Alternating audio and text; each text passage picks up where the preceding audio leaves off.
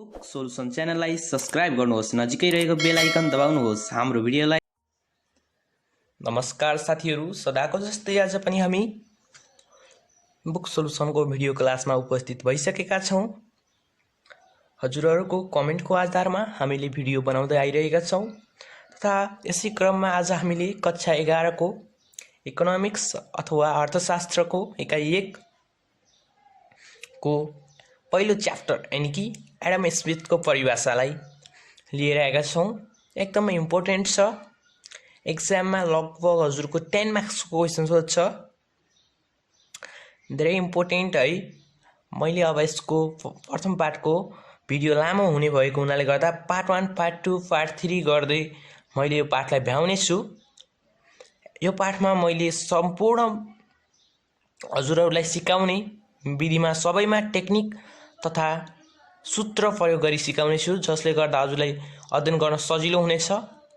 हजुरको यसको यो पाठको मेन समस्या भनेको के छ भन्दा हजुरको मार्शलको परिभाषा र एडम स्मिथको परिभाषा हजुरले एक्जाममा झुकिनु हुन्छ र दुईटैको परिभाषा मिसाउन सक्नुहुन्छ, रबिन्सको पनि। त्यसैगरी हामीले यो नझुकिने तरिकाबाट हामीले टेक्निकहरू लगाएर अथवा हामीले सूत्रहरू लगाएर हामीले हजुरहरूलाई सिकाउने कोसिस गर्दैछौँ। भिडियो कस्तो लाग्यो कमेन्ट गर्नुहोला।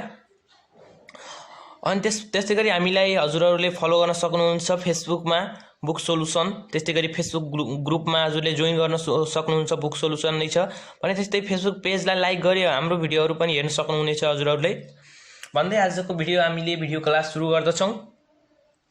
आजको भिडियो क्लासमा हामीले लिएर आएका छौँ एडम स्मिथ भनेको हाम्रो बुकमा अर्थशास्त्र बुकमा कक्षा 11 को बुकमा हामीलाई 3 वटा अर्थशास्त्रीहरूको परिभाषा दिएको छ, एडम स्मिथ, मार्शल तथा रबिन्सको। आज हामीले पार्ट 1 हो यो। पार्ट 1 मा हामीले एडम स्मिथको परिभाषा पढ्ने छौँ। अब हामी जाउँ एडम स्मिथको परिभाषा। एडम स्मिथले अब मैले यो यहाँ हजुरहरूलाई लेखेको छु, यसले गर्दा हजुरहरूलाई बुझ्न सजिलो हुनेछ। सर्वप्रथम म मुखले भन्छु। एडम स्मिथ भनेको हाम्रो के छ भन्दा एडम स्मिथ भनेको अर्थशास्त्रका पिता हुन् है।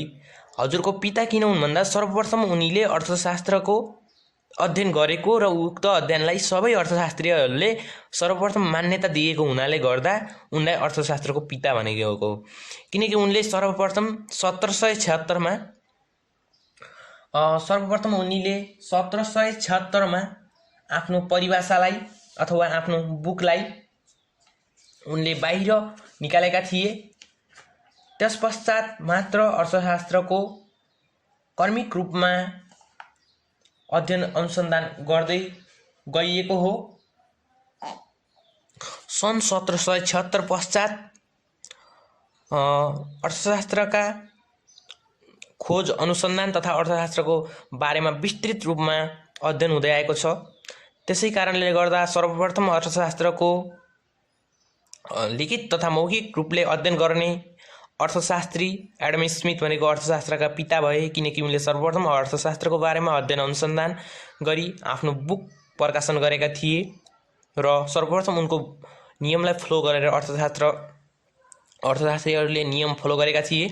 त्यसै गरी उनका फलोअर्सहरू अथवा उनका साथीहरू भनौँ जेबी से एन्ड जेएस मिल। हजुरले यो इक्जाममा लेख्नुपर्ने छ। 1776 अथवा ईस्वी सम्वत 1776 मा उनले अध्ययन गरेका थिए। उनको परिभाषा अथवा उनको बुक के झिकेका छन् भन्दा राष्ट्रहरूको धनको स्वरूप तथा त्यसका कारणहरूको खोज भनेका छन्। एडम स्मिथले आफ्नो परिभाषा अनुसार उनले अर्थशास्त्रलाई धनको विज्ञान भनेका छन्। इक्जाममा लेख्नै पर्ने हुनेछ हजुरहरूले। एडम स्मिथले अर्थशास्त्रलाई धनको विज्ञान भनेका छन्। उनको परिभाषा भनेको राष्ट्रहरूको धनको स्वरूप र त्यसका कारणहरूको खोज। हजुरले यो सम्झिनु पर्ने छ, राष्ट्रहरूको धनको स्वरूप र त्यसका कारणहरूको खोज। अनि हजुरले इम्पोर्टेन्ट छुट्याउनु हुने छैन कि उनका समर्थकहरू जेबी से एन्ड जेएस मिल हुन् भनेर। अब हामी जान्छौँ विशेषतातर्फ। एकचोटि हामीले यसलाई नेपाली र इङ्ग्लिसमा भन्नेछौँ, किनकि हाम्रो नेपाली तथा इङ्ग्लिस पढ्नुहुने दुवैलाई सहयोग होस् भनेर।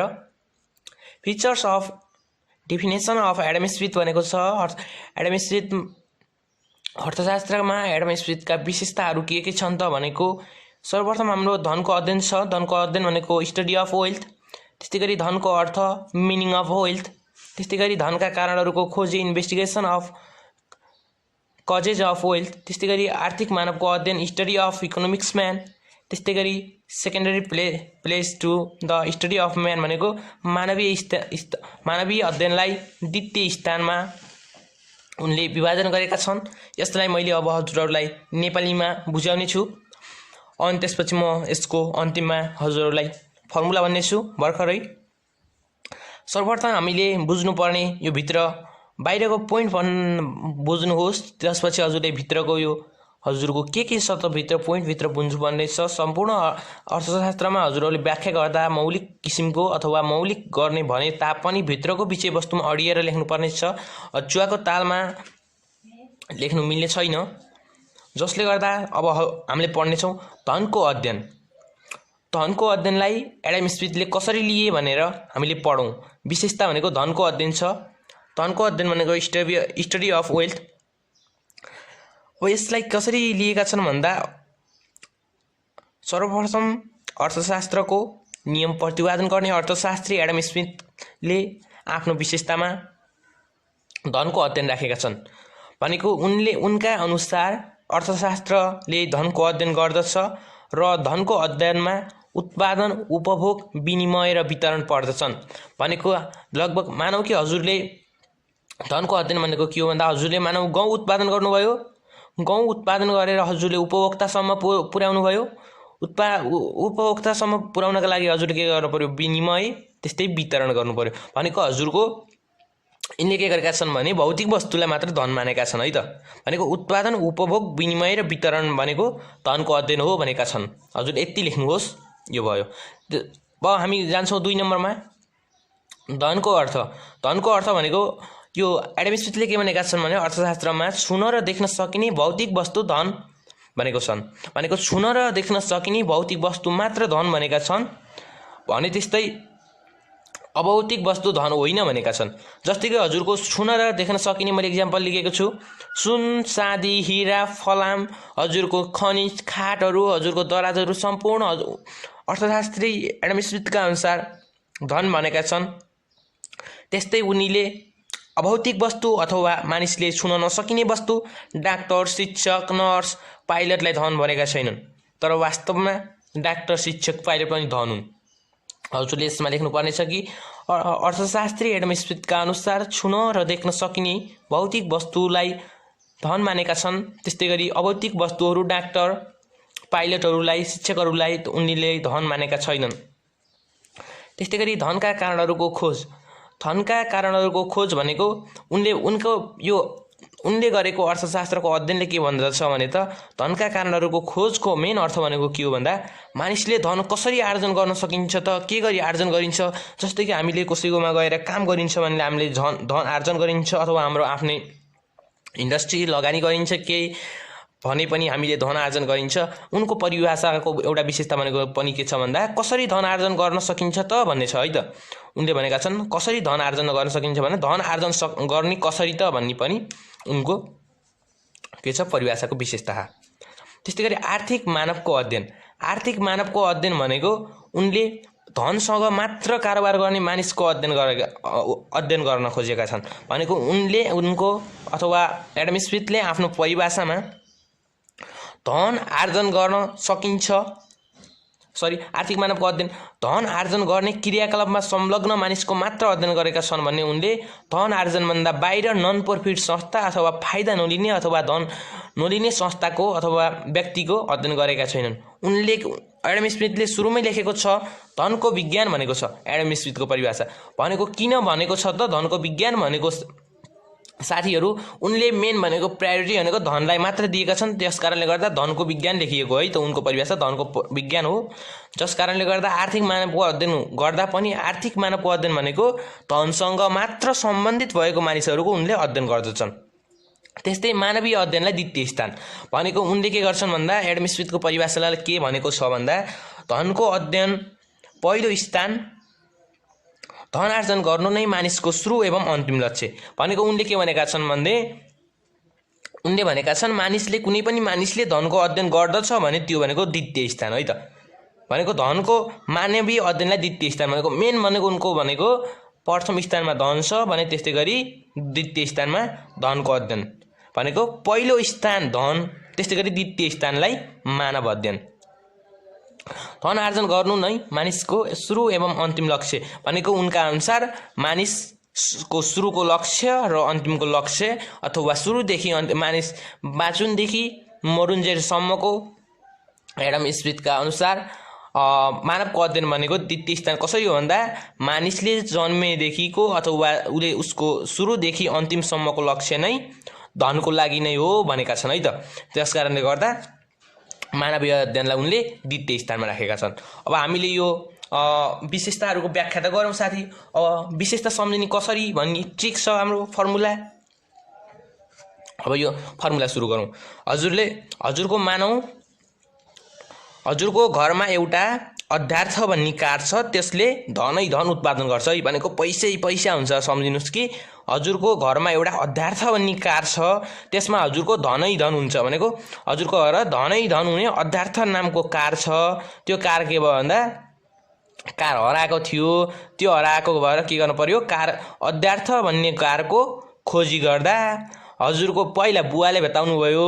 बुवाले भेटाएपछि हजुरको मुवा अथवा आमाको द्वितीय स्थान भयो भनेको प्रथम स्थानमा बुवाले भेटाउनु भएको थियो, त्यस्तै द्वितीय स्थानमा आमाले भेटाउनु भयो। सम्झिनुहोस् हजुरको घर अध्यार्थ धन उत्पादन गर्ने अध्यार्थ नामकको कार थियो है।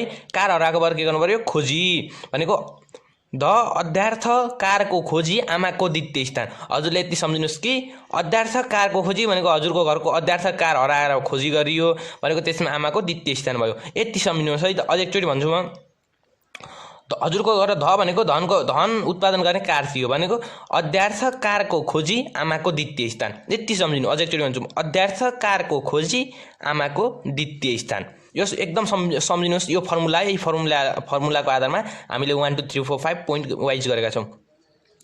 यो अध्यार्थ भनेको यो धन उत्पादन गर्ने हो नि, त्यसैले गर्दा सुरुको हाम्रो पोइन्ट भनेको साथीहरू के छ भन्दा यो अद भन्ने छ नि साथी भनेको अध्यार्थको अद भनेको अध्यार्थको अद छ नि, अध्यार्थको यो अद भन्ने भनेको हजुरको धन उत्पादन गर्ने कार भनेको थिएँ। अध्यार्थ नामक कार भनेको धनको अध्ययन। अद भनेको यो सुरुको यसरी पहिला हजुरले कपीमा लेख्नुहोस्। अध्यार्थ कारको खोजी आमाको द्वितीय स्थान लेख्नु। त्यसै गरी ध भनेको धनको हो, अद भनेको अध्ययन, धनको अध्ययन। नम्बर 1 धनको अध्ययन। सजिलो साथी, सजिलो। त्यसै गरी दोस्रो नम्बरमा भनेको मैले यार्थ लेखेको छु नि, अध्यार्थ भने यार्थ भने हामीले जोडेर बनाएका छौँ यहाँ टक्क मिलाउनको लागि। धनको अध्ययन त्यस्तै गरी धनको अर्थ। यार्थ भनेको हजुरले अर्थ, धबाट धन, यार्थ भनेको अर्थ सम्झिनुहोस्, धनको अर्थ। त्यस्तै गरी अनि मैले कारण भनेको छु नि, सरी कारको खोजी भनेको नि अध्यार्थ कारको खोजी आमाको द्वितीय स्थान भनेको धनको अध्ययन, धनको अर्थ। अनि त्यस्तै कार भन्नेको मात्र कार मात्र हो है त साथी। कारको हजुर लेख्नु पर्यो, कार मात्र हो वास्तवमा भनेको धनका कारणहरूको खोजी। धनका कारणहरूको के खोजी भनेको धनका कारणहरूको खोजी। त्यसै गरी अर्को भनेको हाम्रो धनका कारणहरूको खोजी भनेपछि अन्त्यपछि आमा भनेको हजुरको के हो भन्दा आर्थिक मानवको अध्ययन। आमा भनेको हजुरको आर्थिक मानवको अध्ययन। अनि त्यसपछि आमाको द्वितीय स्थान भनेको मानवीय अध्ययनलाई द्वितीय स्थान भनेको ल हेर्नुहोस् 5 नम्बरको मानवको अध्ययनलाई द्वितीय स्थान भनेको यो माको भनेको आमाको भनेको के भयो भन्दा मानवीय अध्ययनलाई द्वितीय स्थान। त्यस्तै गरी आमा भनेको आर्थिक मानवको अध्ययन। ल एकचोटि म सुरुबाट भने धनको अध्ययन, अध्यार्थ कारको खोजी आमाको द्वितीय स्थान। यो हजुरले इम्पोर्टेन्ट सम्झिनु। यति सम्झेपछि हजुरलाई 5 वटा बुझ्दा जानु हुनेछ भनेको धनको अध्ययन, धनको अर्थ, यार्थ भनेको धनको अर्थ, धनका कारणहरूको खोजी, आर्थिक मानवको अध्ययन, आमा भनेको आर्थिक मानवको अध्ययन भनेको आर्थिक मानवको अध्ययन। त्यस्तै गरी हजुरको मानवको अध्ययनलाई द्वितीय स्थान भनेको आमाको छ नि, आमाको द्वितीय स्थान भनेको आमाले त के गर्नुभएको थियो, कार खोल्न जानुभएको थियो, अध्ययन गर्नुभएको थियो कार कहाँ छ भनेर। त्यस कारणले गर्दा आर्थिक सरी मानवको अध्ययनलाई द्वितीय स्थान भनेको आमालाई द्वितीय स्थान पाउनु भएको थियो नि यो आमा भनेको आर्थिक मानवको अध्ययन त्यसपछि यही माझै जो आउँछ मानवीय अध्ययनलाई द्वितीय स्थान है त साथी। यसरी हामीले यो एडम स्मिथको परिभाषाका विशेषता भनेको फिचर एन्ड डेफिनेसन भनेको हाम्रो यसरी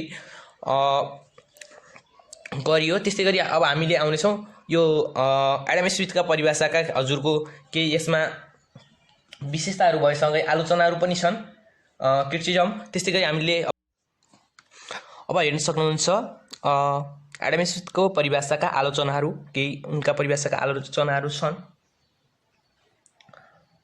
क्रिटिसिजम अफ हाम्रो यो एडम स्मिथ म एकचोटि हजुरलाई इङ्ग्लिसमा पनि यहाँ लिएर देखाउनेछु। मेन भनेको न्यारो स्कोप अफ इकोनोमिक्स भनेको अर्थशास्त्रको क्षेत्रमा अर्थशास्त्रको साँघुरो अध्ययन भनेको छ। त्यस्तै गरी नेग्लेक्सन अफ इकोनोमिक्स वेलफेयर भनेको छ दोस्रो नम्बरमा। त्यस्तै गरी न्यारो मिनिङ अफ वेल्थ भनेको धनको साँघुरो अर्थ अथवा त्यस्तै गरी छ एसम्पसन अफ इकोनोमिक्स म्यान भनेको आर्थिक मानवको अध्ययन। त्यस्तै गरी अनड्यू इम्पोर्टेन्ट अफ वेल्थ भनेको हाम्रो धनलाई अनावश्यक रूपमा बढी महत्त्व दिनु। अब हामीले यो अङ्ग्रेजी पछि हामीले अब नेपालीमा हजुरहरूलाई बुझाउनेछौँ र हामीले अनि त्यसपछि फर्मुला हजुरलाई कसरी युज गर्ने सिकाउनेछौँ। अब हेरौँ अर्थशास्त्र आलोचना पढ्नको लागि हजुरले के गर्नु पर्यो आलोचनालाई हामीले अहिले सुरुमा फर्मुला भन्नेछौँ र पछि व्याख्या गर्नेछौँ साथी।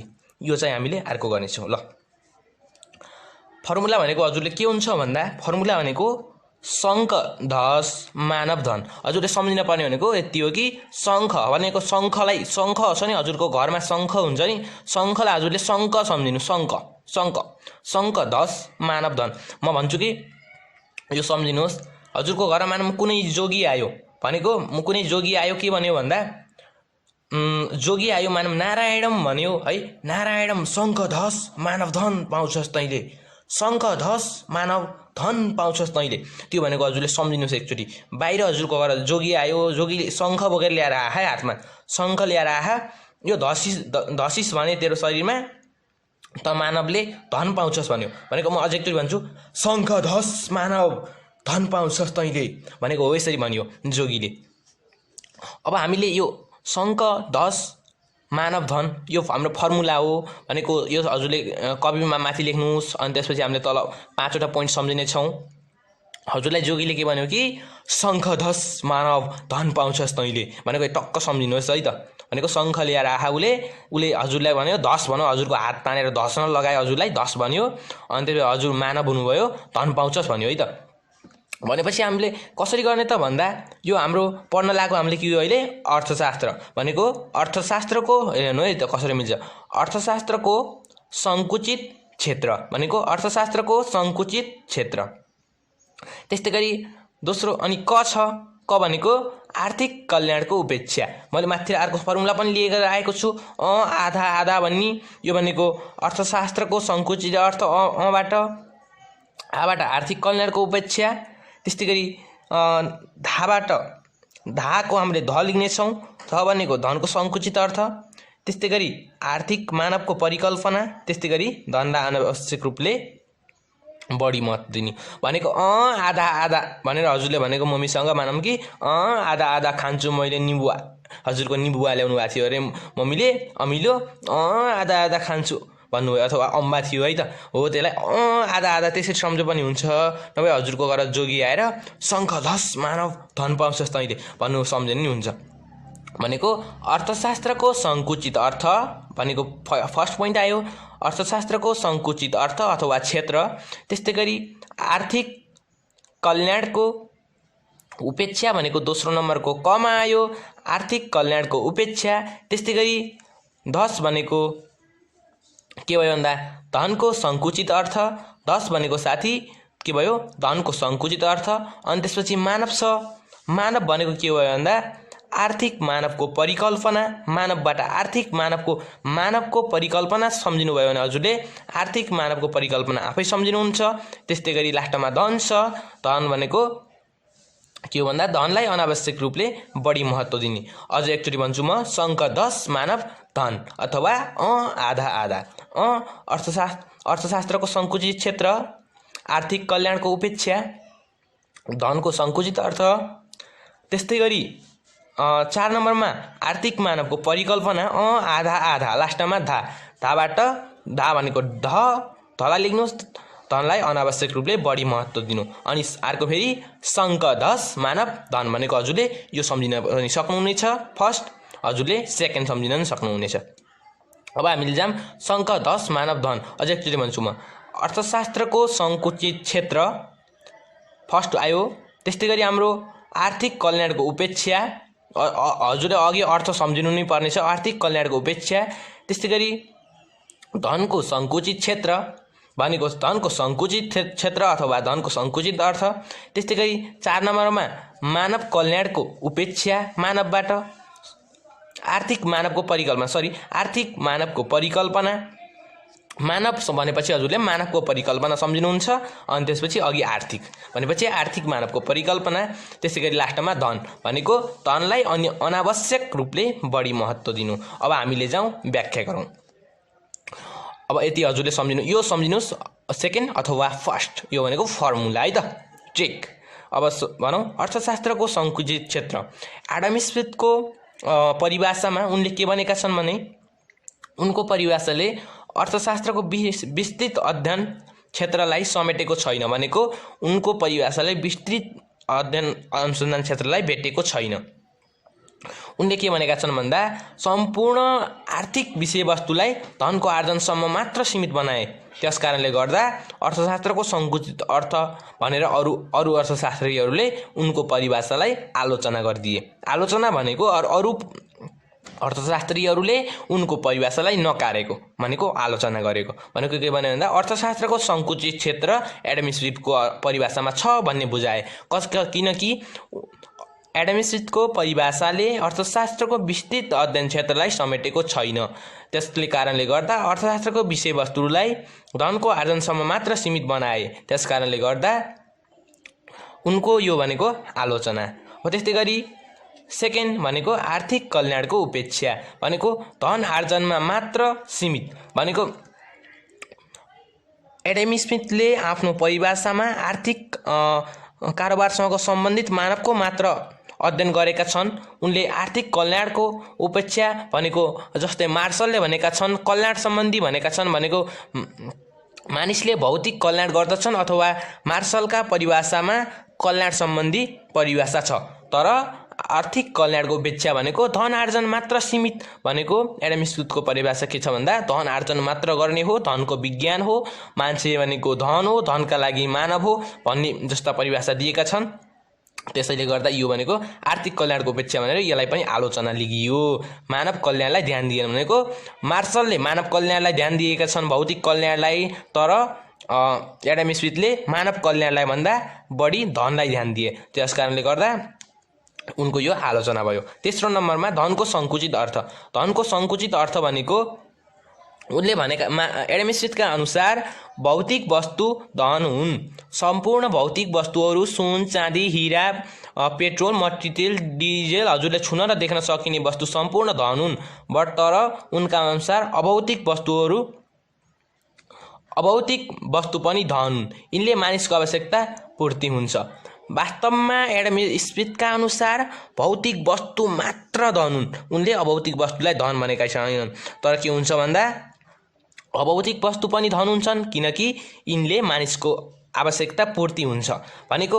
एडम स्मिथले भने भौतिक वस्तु मात्र धन हुन्, तर अरूले भने अभौतिक वस्तु पनि धन हुन् भनेको। जस्तै हजुरलाई इक्जाम्पल दिन्छु म। भौतिक वस्तु भनेको सुन, चाँदी, हिरा, पेट्रोल, मट्टितेल भयो भने अभौतिक वस्तु भनेको डाक्टर, पाइलट, नर्स भनेको डाक्टरहरूले पनि जब गरेपछि पैसा लिएका हुन्छन्। यिनीहरूलाई अभौतिक वस्तुको मात्रामा छुट्याएका एडम स्मिथले। यसबाट पनि मानिसले धन आर्जन गर्ने हुनाले गर्दा उनले धनको सङ्कुचित अर्थ दिलाएका छन्। त्यस्तै गरी अब हामीले 4 नम्बरमा छ आर्थिक मानवको परिकल्पना भनेको। आर्थिक मानवको परिकल्पना भनेको एडम स्मिथले के भनेका छन् त भने, उनले के भनेका छन् भन्दा साथीहरू,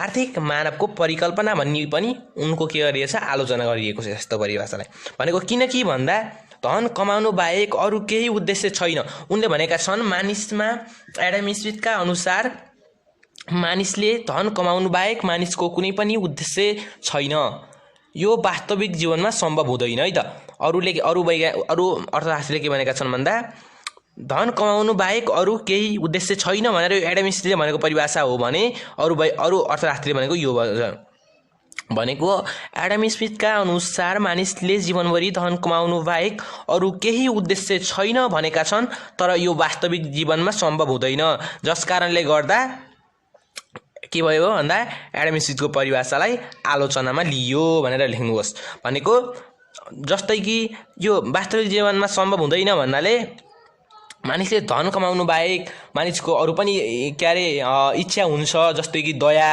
माया प्रेम घृणा गर्ने है त्यसैले गर्दा यो वास्तविक जीवनमा सम्भव हुन्न मानव हजुरको नि मेन उद्देश्य धन नकमाउने हुन्छ अरू व्यक्तिहरूलाई दुखी गरिबहरूलाई सेवा गर्ने हुनसक्छ तर सेवा गर्ने है त अरूलाई दया गर्ने हजुरले माया गर्नुहुन्छ बच्चाहरूलाई माया गर्ने यस्तोलाई उनले समेटेका छैनन् भनेको उनले भनेका छन् त केवल मानिसको उद्देश्य भनेको धन कमाउनु बाहेक अरू केही उद्देश्य हुँदैन तर यो वास्तविक जीवनमा सम्भव छैन किनकि मानिसको उद्देश्य धन कमाउनु बाहेक विभिन्न हुन्छन् अब त्यस्तै गरी 5 नम्बरमा धनलाई अनावश्यक रूपले बढी महत्त्व भनेको एडम स्मिथको परिभाषामा धन मानिसको लागि हो भनेका छन् भनेको धन मानिसको लागि हो भनेका छैनन् कि उनले भनेका छन् मानव धनको लागि हो अरू अर्थशास्त्रीहरूले उनको आलोचना गर्ने अर्थशास्त्रीले भनेका छन् कि धन मानिसको लागि हो भनेको मानिसको लागि धन हो भन्नुको अर्थ के हो भन्दा हजुरको लागि धन हो भनेको हजुरले कमाउने केलाई हो धनलाई हो तर धनले हजुरलाई कमाउने होइन तर के भनेका छन् भन्दा एडम स्मिथले भनेका छन् कि मानव धनको लागि धन मानिसको लागि हो भनेका छन् तर मानव धनको लागि होइन भनेको अरू अर्थशास्त्रीहरूले भनेका छन् कि मानव धनको लागि होइन भनेको के भने एडम स्मिथले भनेका छन् मानिसको मेन उद्देश्य भनेको धन कमाउनु हो मानिस धनको लागि हो भनेका छन् एडम स्मिथले भने अरू अर्थशास्त्रीले भनेका छन् कि मानिसको उद्देश्य भनेको विभिन्न हुनसक्छ धन कमाउने मात्र मानिसको उद्देश्य होइन र मानिस धनका लागि मात्र होइन भनेका छन् मानव धनको लागि होइन भनेर अरूले भनेका छन् भने धन मानिसको लागि हो तर मानव धनको लागि होइन भनेर अरू अर्थशास्त्रीहरूले भनेका छन् भने एडम स्मिथका अनुसार धन भनेको मानिसको लागि हो भनेर अरू अर्थशास्त्रीले भनेका छन् भने तर के भनेका छन् भन्दा एडम स्मिथले भनेका छन् मानिसको मेन उद्देश्य नै धन कमाउनु हो धनको विज्ञान हो उनका परिभाषामा के बुझ्न सकिन्छ भन्दा सम्पूर्ण धनलाई व्याख्या गरेका छन् धनको अर्थ लगाएका छन् धनलाई बढी मात्रामा अनावश्यक रूपले के गरेका छन् भन्दा बढी महत्त्व दिएका छन् किनकि उनले भनेका छन् कि मानिस धनका लागि हो भनेका छन् तर त्यसो होइन जस्तै कि हजुरले मानौ पानी खानुहुन्छ पानी मानिसका लागि हो कि मानिस पानीका लागि हो मानिस पानीका लागि होइन कि पानी मानिसका लागि हो पानी खानी हामीले पानी पिउँछौँ पानी केका लागि हो मानिसका लागि हो तर मानिस पानीका लागि हो होइन त्यस्तै गरी उनको परिभाषाले यसरी खण्डन गरिएको छ कि धन मानिसको लागि हो तर मानिस धनको लागि होइन अब हामीले एकचोटि फेरि फर्मुला लगाएर अन्त्यमा जाँदै हेरौँ ल हेर्नुहोस् शङ्ख धस मानव धन भनेको एउटा जोगीले भनेको के भनेको थियो अरे शङ्ख धस मानव तैँले धन पाउँछस् भनेको थियो भनेको अर्थशास्त्रको सङ्कुचित अर्थ नम्बर 1 त्यस्तै गरी कबाट आर्थिक कल्याणको उपेक्षा 2 त्यस्तै गरी नम्बर 3 भनेको धनको सङ्कुचित अर्थ त्यस्तै गरी 4 भनेको चाहिँ हजुरको 4 नम्बरमा छ आर्थिक मानवको परिकल्पना मैले यहाँ मानव लेखेको छु हजुरले अघि आर्थिक सम्झिनुहुन्छ अनि त्यसपछि आर्थिक मानवको परिकल्पना त्यस्तै गरी 5 नम्बरमा छ धनलाई बढी मात्रामा प्राथमिकता दिनु अथवा अनावश्यक धनको अर्थ लगाउनु अथवा धनलाई अनावश्यक रूपले बढी महत्त्व दिनु है त त्यसलाई अब म अर्को फर्मुला पनि छ आधा आधा भनी छ है त। आधा आधा भनेको अर्थशास्त्रको सङ्कुचित क्षेत्र, आर्थिक कल्याणको उपेक्षा, धनलाई बढी मात्रामा प्राथमिकता दिनु, आर्थिक कल्याणको उपेक्षा, आधा आधा भनेको छु। अनि त्यसपछि धनको सङ्कुचित क्षेत्र, त्यस्तै आर्थिक मानवको परिकल्पना।